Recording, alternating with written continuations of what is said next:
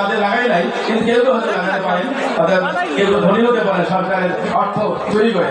অতএব আমরা যেহেতু আমরা সরকারি যারা আছি, আমরা সরকারকে বাঁচাবো, জনগণকে বাঁচাবো। অতএব আমরা আমাদের শিক্ষারণের বিষয়ে আর কিছু আর আছে আমাদের। আমরা যখন 1979 সালে আমি ভর্তি হয়েছি ক্লাস 3-তে, যখন জাকির ভাই তারা এসএসসি পাস করেছেন, আমরা যখন শুরু করেছি, অতএব 1979 সালে আমি যখন ক্লাস 3-তে ভর্তি হই, তখন আমার ব্যর্থতা আমি মাত্র 2টা সাবজেক্ট পাস করেছিলাম, আর সব সাবজেক্টে ফেল। অতএব জোসা বাবির হাত ধরেই আমি স্কুলে ভর্তি হয়েছি, যেহেতু সে আমার কাজিন। অতএব জোসা বাবির না থাকলে হয়তো আমি স্কুলে পড়তাম না, হয়তো আমি ওই ক্লাস প্রাইমারিতে স্কুল পড়ে এবারই শেষ করতে পারতাম। অতএব তার যে অবদান আমরা স্মরণ করবো। শাহিন পারভেজ তিনি আমার কাজিন, তার অনেক অবদান আমার শিক্ষার বিষয়, সেটা আছে ফার্স্ট ছিলেন। অতএব আমিও কারণ হয়েছি, এটা আমার ব্যর্থতা ফার্স্ট হতে পারি নাই, এবং আমার আরও ব্যর্থতা আছে, আমি ফার্স্ট ডিভিশন পাই নাই, কিন্তু ছাত্র ভালো, কিন্তু সেকেন্ড ডিভিশন পেয়েছিলাম। অতএব আমি সব কাজই সেকেন্ড ডিভিশন হতে ফার্স্ট হতে পারিনি, এটা আমার ব্যর্থতা। অতএব সব কাজই আমার ব্যর্থ। তারপরে কিন্তু একটা কথা আছে না, সোর্স আছে যে মেয়ের সুন্দর বিয়ে হয় না। অতএব আমি ভালো ছাত্র, কিন্তু রেজাল্ট ভালো না। অতএব সব জায়গায় ব্যর্থতা।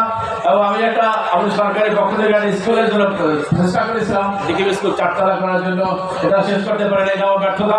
অতএব সব কাজেই ব্যর্থ। অতএব ব্যর্থতার মধ্যে সফলতা, সব ব্যর্থই চেষ্টা। অতএব আমরা সফলতা অর্জন করবো। আমরা যেখানে আছি আমাদের ছোট ভাই বোনদের আমরা সহায়তা করবো। অতএব তারুণ্য সমাজকে আমরা কাজে লাগাবো। তারুণ্য শুধু চাকরি করবে না, সে চাকরি দিতেও পারে। অতএব উদ্যোক্তা বাড়াতে হবে। আমাদের উদ্যোক্তা ছিল যতই অভাব, আমরা শুধু চাকরির পিছনে আমরা জীবনটাকে ধ্বংস করি। অতএব আমরা চাকরি খুঁজতে খুঁজতে বেকারত্ব জীবন যাপন করি। অতএব বেকারত্ব জীবন না করে আমরা যেখানে যেভাবে আছি, আমরা উদ্যোক্তা তৈরি করি।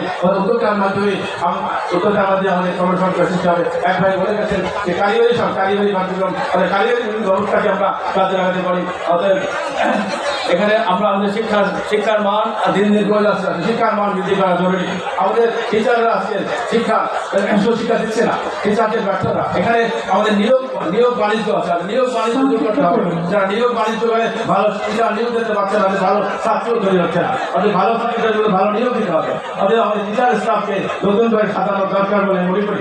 অতএব এক সময় আমাদের ইংলিশ স্কুলের ছাত্ররা বিভিন্ন জায়গায় ছিলেন, আজকে ইংলিশের ছাত্ররা কোথাও চান্স পাচ্ছে না, আমি দেখছি। অতএব একজন ভাই বলে গেলেন তার ছেলেকে জেলা স্কুলে দিয়ে মেডিকেল চান্স পেয়েছে। অতএব আমরা চাই না যে আমাদের এই গ্রামের মানুষ সুশিক্ষিত হোক, সুনাগরিক হোক এবং বিশ্বমানের ছাত্র হোক। অতএব সবাইকে ধন্যবাদ জানিয়ে আমি আমার বক্তব্য শেষ করি। মায়ের শুভ বিপরীত ছিলেন। অসংখ্য ধন্যবাদ।